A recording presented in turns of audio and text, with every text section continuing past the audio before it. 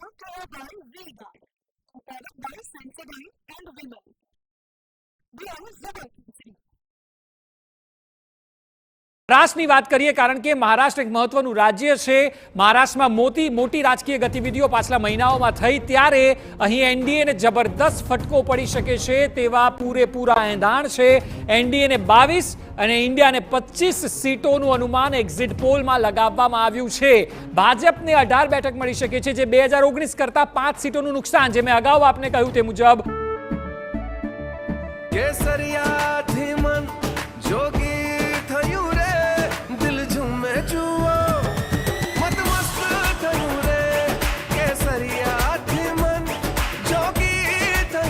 हर पल मनाओ केसरी त्योहार। विमल, बोलो जुबान केसरी। ભાજપની 23 બેઠકોમાંથી 18 બેઠક છે। શિંદે જૂથ અને અજીત પવાર સાથે ગઠબંધનથી ભાજપને નુકસાન થયું હોય તેવું લાગી રહ્યું છે અને મતદારોએ ઉદ્ધવ ઠાકરે અને શરદ પવાર જૂથને પસંદ કર્યાનું પૂરેપૂરું અનુમાન લાગી રહ્યું છે। જે બેઠકોનું ગણિત છે, કુલ 48 બેઠકોમાંથી આપ જુઓ એનડીએને 22 છે અને તેમાંથી 18 બીજેપીની છે। અહીં ઇન્ડિયાને 25 બેઠકો છે, જેમાં ઉદ્ધવનું જૂથ, એ સિવાય શરદ પવાર અને કોંગ્રેસ છે અને અન્યને 1 બેઠક છે। એટલે મહારાષ્ટ્રનું કુલ ગણિત કંઈક આ પ્રકારે અનુમાનિત જોવામાં આવી રહ્યું છે। જ્યારે મહારાષ્ટ્રની વાત કરવામાં આવે તો ચૈતન્ય શંભુ મહારાજ, આપને પૂછીશ કે કારણ કે આ જ રાજ્યની વાત કરવી છે જેના સમાચાર હાલ આપણે બતાવ્યા, આમ એવું કહેવાય છે કે પીએમ મોદીની રાજકીય સૂઝબૂઝ જે છે અને ઇવન અમિત શાહજી છે, જેને ભાજપ તો રાજનીતિના ચાણક્ય કહે છે, પરંતુ અહીં લાગે છે થાપ ખવાઈ ગઈ એટલા માટે કારણ કે બેઠકો ઘટી છે આટલા મોટા રાજ્યમાં માત્ર ને માત્ર શિંદે અને અજીત પવારને સાથે લેવાથી, એવું લાગે છે।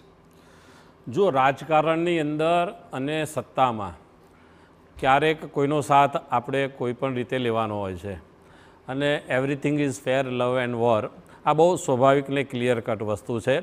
સ્વાભાવિક છે કે અમારે 2 દિવસ પહેલાં તમે અમિતભાઈનો ઇન્ટરવ્યૂ ઇન્ડિયા ટીવીમાં સાંભળ્યું હશે, એમાં અમિતભાઈએ બહુ સ્પષ્ટ કહેલું કે મહારાષ્ટ્રની અંદર કદાચ અમને નુકસાન થતું અમે જોઈ રહ્યા છીએ। એ વખતે એમણે ત્યાં આગળ ટીવીમાં મેં એમનું ઇન્ટરવ્યૂ સાંભળેલું, અમે ત્યાં જોયેલું।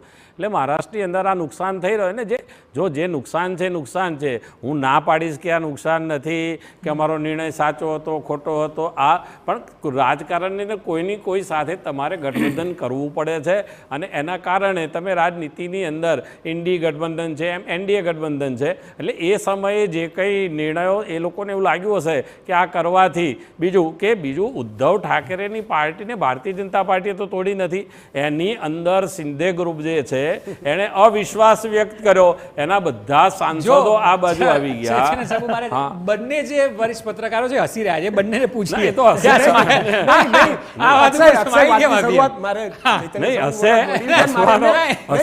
એમને અધિકાર છે કે આખા દેશમાં અથવા તો કોઈ પોલિટિકલ ગુરુ એવું કહેતો હોય કે આ દેશનો વડાપ્રધાન નરેન્દ્ર મોદી થવો જોઈએ, એવું કહેનારો વ્યક્તિ હતો એ બાલાસાહેબ ઠાકરે હતા। જ્યારે કોઈને કલ્પના પણ નથી, કોઈ કલ્પના કરી પણ ન શકતું, બીજેપીના કોઈ લીડર્સ નથી કરી શકતા, એ વખતે બાલાસાહેબ ઠાકરે એવું કહ્યું હતું કે આ દેશનો વડાપ્રધાન છે ને એ નરેન્દ્ર મોદી હોવું જોઈએ। બીજેપી મહારાષ્ટ્રમાં સંપૂર્ણપણે એની રાજનીતિની કાવા દાવાના કારણે થાપ ખાઈ ગઈ।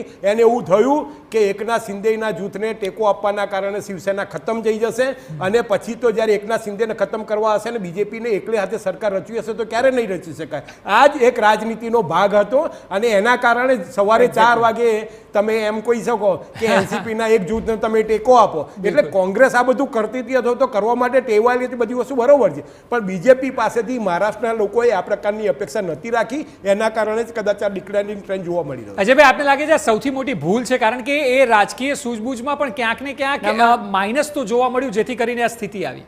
રાજકીય નૈતિકતાનો સંપૂર્ણપણે હાસ જે છે એ ભારતીય જનતા પાર્ટીએ મહારાષ્ટ્રમાં કર્યો હતો।